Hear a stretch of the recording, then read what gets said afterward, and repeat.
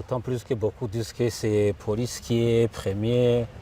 umutoza abantu bati polisi ya mbere muri fazare ariko nanone izagwa muri retour wababwira iki? J'ai gagné l'Inker à Bahizi à la préparation et lorsque aussi j'ai gagné à APR à la préparation, tout le monde il disait que police il va pas continuer. N'igihe natwaraga inkera y'abahizi bavugaga gutyo, nabwo natsindaga APR mu mukino wo kwitegura barabivuze, dukina umukino wa mbere uwa kabiri n'uwa gatatu bavugaga gutyo, tugeze ku wa gatanu bavuga gutyo, none ubu tumaze gukina imikino 12 ntabwo turatsindwa.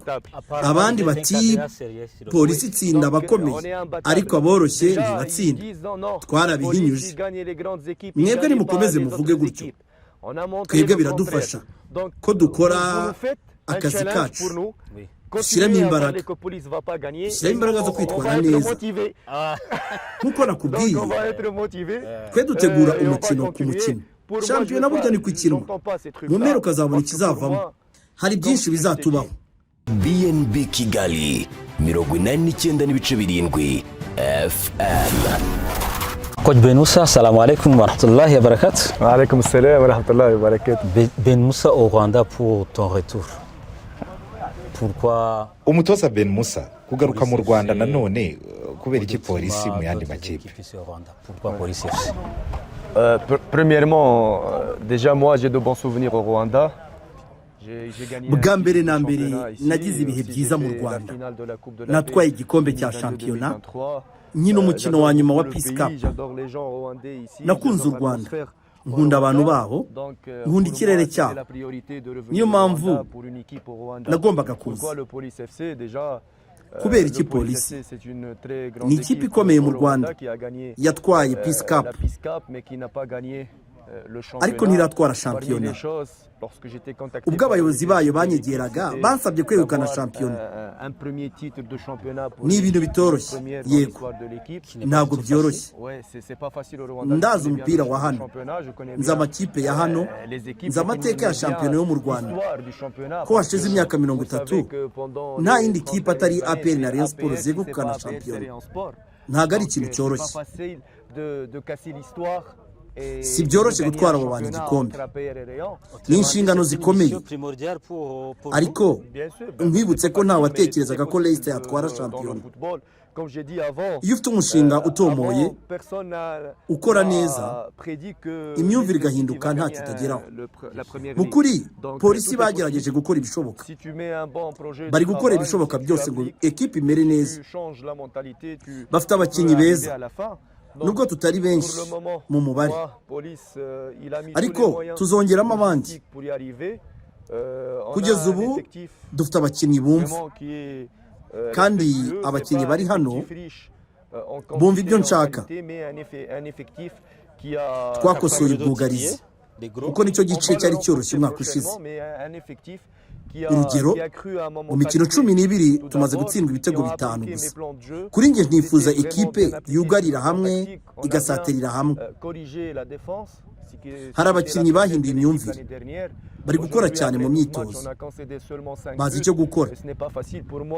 Niyo tubonye inota rimwe kwinjira mu Rwanda rubona bababaye cyane. Warabibonye no kuri Gasogi, umukino urangiye ninjiye mu kibuga ndakaye, sinari nishimye kuko byashoboka ko twakwishyurwa igitego nk'uko byatugendekeye kuri Musanze. Hari ibyiyumviro bigomba guhinduka, bimaze kuza, bamaze kugira ibyiyumviro byo gutsinda. Gusa tugomba gukora cyane, haracyari kare, hari byinshi byo gukosora, amakosa amwe n'amwe. Ukwezi kwa mbere tuzongeramo abandi, kuko ntidufite itsinda rinini. Ntiwatwara shampiyona udafite itsinda rinini, bigufasha mu mikino imwe n'imwe. Ubu imikino yariyongereye, ni 34, wongera igikombe cy'amahoro ikaba 40. Kandi tugomba kwiruka cyane. Sezi zarangira mu kwezi kwa gatanu kubera igikombe cy'isi, ntabwo bizaba byoroshye. Parce que le championnat il est lent. Aujourd'hui on joue plus 30 matchs, on a rajouté encore 4 matchs matchs avec sont Al-Hilal serrés. et Mérir, 34 matchs avec les matchs sont les matchs serrés. sont serrés. C'est-à-dire, si on rajoute les matchs de la Coupe, avec le championnat, on va jouer plus de 40 matchs pour une saison qui va être la saison qui va être courte parce qu'on doit la finir en mois de mai à cause de la Coupe du Monde. Justement, en tant que technicien, comment faites-vous récupérer none ibanga ni irihe ngo abakinnyi bawe bahore biteguye? Ça, c'est très difficile. Aujourd'hui, on a des joueurs blessés à cause de ce rythme-là Oui, infernal. oui. Vraiment, ni jouer ikintu 3 gikomeye matchs kuko pendant nk'ubu une dufite semaine, abakinnyi la semaine barwaye prochaine aussi, je vais kubera jouer 3 gukina matchs pendant une semaine. imikino yegeranye turimo turakina imikino myinshi yegeranye mu cyumweru no mu cyumweru gitaha dufite indi mikino kandi muri gurupe mfitemo abakinnyi bari hejuru y'imyaka 30 urabyumva nawe ko bitoroshye dushimire ubuyobozi butuba hafi mu by'ukuri bita ku bakinnyi babaha za vitamine n'ibindi bibafasha kugira ngo bagumane ubuzima bwiza cyane cyane nyuma y'umukino babitaho mu rwego rwo gutuma abakinnyi bagumana ubuzima bwiza ariko gutwara igikombe gusaba kugira abakinnyi benshi byibuze kuri buri mwanya abakinnyi 2 kuri 2 bigufasha neza kuyobora umukino mu kuri polisi ni byiza kugira abakinnyi benshi bari ku mwanya umwe bifasha kugira ngo habe iryo hangana progressivement. Bien sûr, c'est ça. Donc on est de faire le maximum. Je dis encore une fois, moi je joue match par match. Parce que pour gérer et jouer un titre, il ne faut pas dire que je joue le titre. Non, je joue semaine par semaine. Aujourd'hui, je joue Étincelle.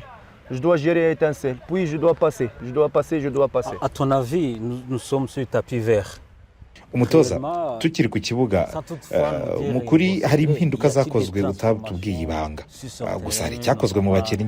Les dispositifs des joueurs et des complémentarités, vraiment vous sentez qu'il y a réellement des transformations qui sont en train d'être effectuées par justement le staff technique?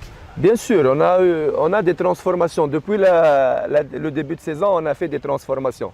yego cyane hari impinduka zakozwe mu ntangiriro ntabwo nza kubabwira amayeri yanjye sisiteme nkoresha kuko uba ureba polisi ntabwo wamenya sisiteme zacu harimo uruvangavange abakinnyi barirukanka ikibuga wabonye baka na kirongozi uburyo bahindutse baka ni nimero 10 ariko atari yayindi ya kera tumusaba guca ahantu hose arisanzuye mu kibuga amaze gutanga assist 4 reba iyo yakoze kuri Gasogi ntabwo akiri wa wundi ndeba Rage nawe ntakiri wa wundi mu bihe bitambutse ubu ni Rage ukora cyane mu kibuga ukura imipira inyuma akayizamura.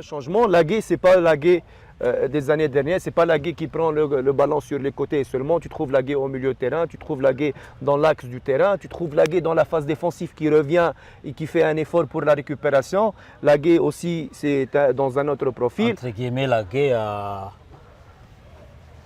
nous savons très bien que Lagué, entre guillemets, le gérer en dehors du terrain. ese ko tuzi ari Rage byagoye hanze y'ikibuga ubundi ubigenza ute kugira ngo ubashe kujera aba basore? Maintenant, Encadrer ce genre de joueurs, justement pour enchaîner ce genre de match week in, week out. Déjà, nous, à Police, on a un règlement interne qui est ferme. Si tu fais des fautes, tu Rage es yarahindutse puni. ubu ari kwitwara neza muri Pour polisi FC twashyizeho amabwiriza ya disipurine Et aussi approuvé par le uyarenzeho on arahanwa l'applique tous. ni amategeko yashyizweho n'ubuyobozi Si tu fais ariko une faute, umutoza tu es puni. arayemeza Déjà, tu sais que comme twese joueur, tugomba si tu fais kuyubahiriza quelque chose ailleurs ou yaba sur le abakinnyi terrain, yewe tu natwe vas être, abakinnyi barabizi ko par, kwitwara nabi hanze l'argent, bacibwa c'est amande ça, c'est premièrement. bigeretseho n'ibihano. La préparation icya mentale kabiri des joueurs, c'est très important. tugerageza kuganira Parce que n'aba c'est pas bakinnyi toujours il faut, tukababwira akamaro ko gukora frapper imyitozo avec un cyane bâton pour que kuko moi, je kariyeri me yabo mette dans ni nto. la bonne voie. ese nyuma ya kariyeri Faut bazakora iki? préparer le joueur mentalement. ibi rero turabibumvisha Vraiment yuko bagomba gukora sensibiliser les cyane joueurs bagifite de imbaraga l'importance de la kugira ngo récupération, kariyeri yabo de igihe izaba l'importance irangiye des entraînements, bazagira icyo de l'importance bageraho. de gérer sa tubiganiraho nka carrière, staff parce que le joueur, il a une n'ubuyobozi petite carrière. mu by'ukuri Après, nta le tandukaniro football, rihari dukorera hamwe donc bien dutsindira gérer hamwe tugatsindirwa la hamwe kuri njye de footballeur, nemera ko umupira pour utatera savoir imbere courir, utagira des ubuhanga opportunités après ariko le mu football. mutwe Donc, c'est la utiteguye communication. ni ngombwa ko umukinnyi agomba gutegurwa mu mutwe cyane. Bien sûr. Donc, on est en train de bien vraiment communiquer avec les joueurs dans une famille parce qu'il ne faut pas dissocier un staff technique des joueurs ou administration, on travaille comme un groupe, comme une famille, on gagne ensemble et on perd ensemble. Donc c'est ça le point fort. Pour moi, l'aspect mental, il est primordial. En football, il ne faut pas le négliger parce que si tu n'es pas prêt mentalement, que tu es prêt tactiquement ou physiquement et tu n'as pas un bon état d'esprit, tu peux aller à nulle part. D'autant plus que beaucoup disent que c'est Police qui est premier.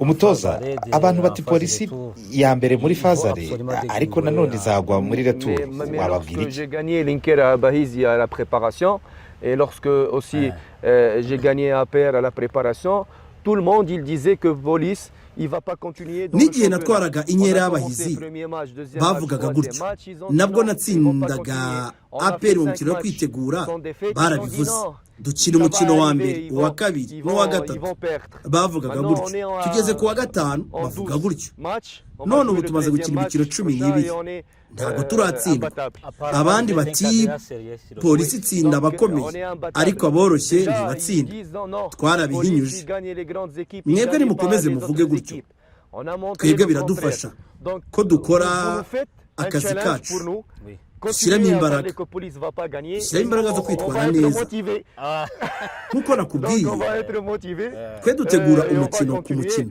shampiyona burya ni kwikinwa mu mpera ukazabona ikizavamo hari byinshi bizatubaho efekitifu yacu buto bwayo n'ibindi umupira abamo byinshi ariko amanota ya APR na Rayon niyo yarutse na Marine n'izindi zifatwa nk'intoya.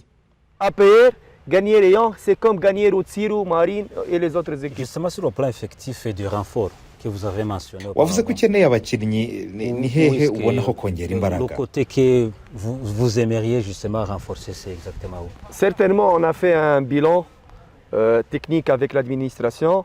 On a mis nibyo twamaze gukora raporo hamwe n'ubuyobozi turebera hamwe aho twakongera imbaraga ariko kuri nge navuga yuko ari hose n'igice cyose dukeneye imyugariro umukinnyi wo hagati n'umukinnyi w'imbere burya nibyo bigira ikipe gukomera dukeneye ikipe ikomeye mu mubare no mu buhanga dufite imikino 44 yo gukina muri uyu mwaka tumaze gukina 12 urumva nawe isigaye ni ngombwa kugira ikipe yuzuye ihangana kuri buri mwanya buri mukinnyi aba agomba kugira uwo bahanganiye umwanya navuga ko kugeza ubu hari abo twifuza hari abo tumaze kurambagiza reka turebe ukwezi kwa mbere aho bizaba bigeze gusa nashimira n'itsinda rihari rimaze gukora akazi gakomeye gusa ntacyo turatwara hari ibyo gukosora reka turebe.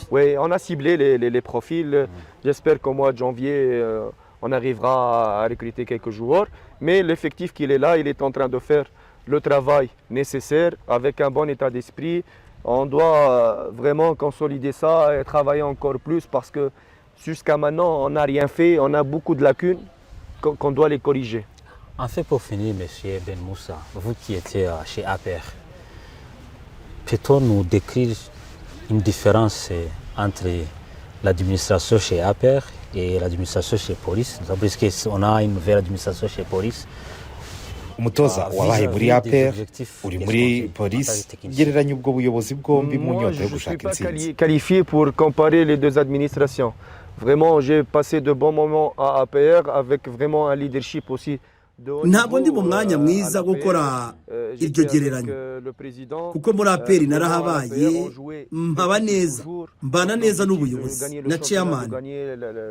APR ni ekipe iguha byose ugakora utekanye naho muri Police FC nayo mpagira bamaye inshingano zo gutwara igikombe kubona itike yo gukina imikino nyafurika no kuzitwara neza mukuri muri Police byose aba byose ndabibona reka nkubwiye ntatandukaniro yaba muri APR no muri Police byose ni kimwe. ndashima ubuyobozi bwa Police FC mu kazi bari gukora biragaragara bashyizemo imbaraga niyo mpamvu mubwira ko nta kinyuranyo gihari barashaka gutsinda cyane kandi nicyo nanjye cyanzanye twaje ahangaha gukora umutoza wese yifuza gutoza ekipe ishaka ibikombe ndibaza muri Police byose bihari hari kimwe cyose cyagufasha ngo bigereho pour l'équipe et d'améliorer plus dans l'équipe. Donc pour moi, il n'y a pas de différence. Les leaderships, vraiment, c'est des leaderships de haut niveau, des leaderships qui veulent gagner des titres. Et ça, c'est très important. Tu viens ici, tu ne viens pas pour s'amuser. Tu viens, tu as un objectif, tu as un challenge. Donc jouer un titre, c'est un challenge pour chaque entraîneur. Donc comme on a fait ça avec APR, j'espère le refaire avec Police FC. Et Police FC, il a tous les moyens pour être vraiment une équipe qui rayonne au plan africain. En tout cas, je vous remercie et tout en vous souhaitant bonne chance. Merci pour beaucoup. La suite de la compétition. Merci beaucoup. Merci aussi. BNB Kigali 89.7 FM.